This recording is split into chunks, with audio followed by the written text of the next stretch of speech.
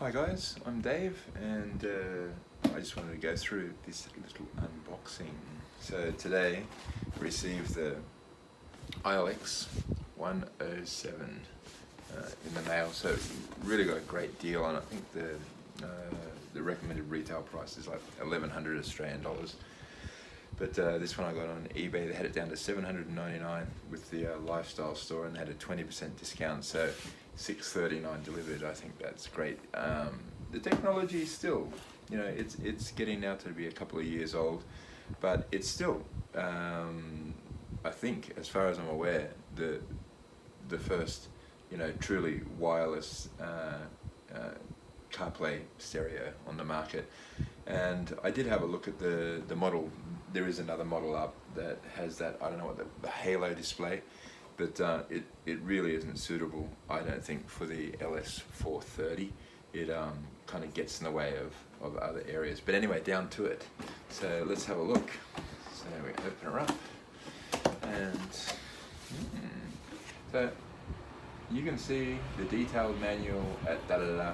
I think they put a flimsy manual in there, and from the reviews that I looked at, they didn't get a great deal of positive feedback about it, so I think they felt the need to add that. So I guess it tells me it's a current model. Okay, so that's the flimsy manual, which really does nothing. And as you can see in the box, this is what we've got. So I just lean it over for you so you can see. You got a whole big packet of screws and whatnot here. Let's just have a quick look and go through it. Okay. So what we get in this bag.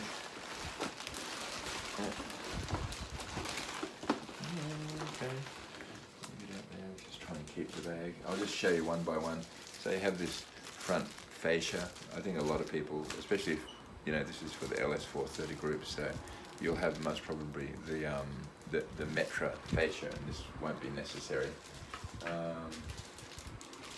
This, I believe, is a GPS antenna, extender antenna, which is something that a lot of stereos don't have, which is fantastic.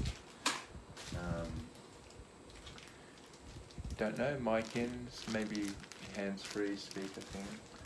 Looks like it. There's the speaker for it, so I'm assuming that's most probably the case. You have here, so it looks like a USB connector. I would say this is most probably charging, so connect that directly to the head unit. And obviously just these look like front speaker, auxiliary. So I don't know if you're looking at those, if that means anything specifically to you, but anyway, this is what we have. There we go. And then after that, we just have our little bag of screws. And I'm guessing this is just for the mic clip or something. And I would say this is the main connector unit. Okay. So they're all the things that come actually with the head unit. Just let me put these back in the bag. Won't take that much of your time. Just put them in there now so they don't get lost. Okay. Alrighty. So, just on a side note, before I get into this, I have the LS430 2001, and I had the Metra kit. I did a quick video on it before, but this is what I needed to be able to access the amplifier and and basically connect this ILX 107 head unit to the car. So I needed that, and basically in this is, I believe, some sort of control unit and one connector cable. Now, I don't know if both will be needed, but that is exactly what is in there. So I went to my local installer and asked him some questions, and he said the hands steering control features will not be retained with this unit, will not be retained. So apparently I need another unit, and I'm going to go and see him on Thursday and get some clarification on that. But apparently we did find something that looks like it might be able to be retrofitted. Now I know that's a big issue with a lot of people, and it's one with me as well. I'd like to have the steering wheel controls, you know. On the 2001 to 2003 LS430, I mean, they're nothing. They're basic controls, really. At the end of the day, you know, it's just volume, as you know, and then choose the mode of the radio, whatnot. But I'd still like to have those. I think they'll be good functions to have. Okay, let's get to the main unit. Oh, okay, so we've got some nice heavy packing. Now, this air packing, it looks light, but oh my God, no, this is strong. This will definitely protect the unit. You know, it's nothing flimsy. Like an airbed for a dwarf in a pool or something. And then just another protective layer. And here we go. This is the main head unit coming out now. And basically that's it. There's nothing else in the box. That is it. That is it. Nada. And here we have the actual head unit. So I'll take this screen off here gently. And I know this is touchscreen. Yeah. So it's going to look fantastic in the LS430. There's no doubt about it. This is all touch screen, and these are touch sensitive here, these buttons here, but you really only have two hard buttons, and this almost, you know, bezel-less side and minimalist view, just design, sorry, I think would just look stunning in the LS430. I think a lot of head units, and I'm sure many of you will agree with me, they really look like tacky PlayStation consoles.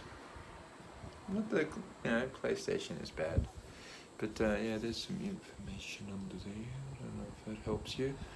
All right, so obviously it's you know, it's a double DIN display, 7-inch display, but it's got a single DIN back. So from what I understand, it doesn't need CD or anything like that. So I guess that's why they've cut it down. But our connectors, what you can see here. But what I cannot see, I can see this USB connection in here, but you know what I can't see? I can't see a jack for the steering wheel controls. I think I'm screwed for that reason. I think you need some sort of like jack to go in there. I might be wrong, because that's the antenna, isn't it? That's the antenna. And I don't know what that is. I have no idea. Anyway, I think on the whole, steering wheel controls, unless you've got somebody who's an engineer and knows how to do something out of the norm, I think you might as well forget about the steering wheel controls. But lovely unit. Yeah, so just a moment. I do have the box with the other head unit somewhere. Oh, sorry, here it is, right behind me. So this was the box that I got the other day. This was just the Metra kit. Yeah, so this is the Metra kit.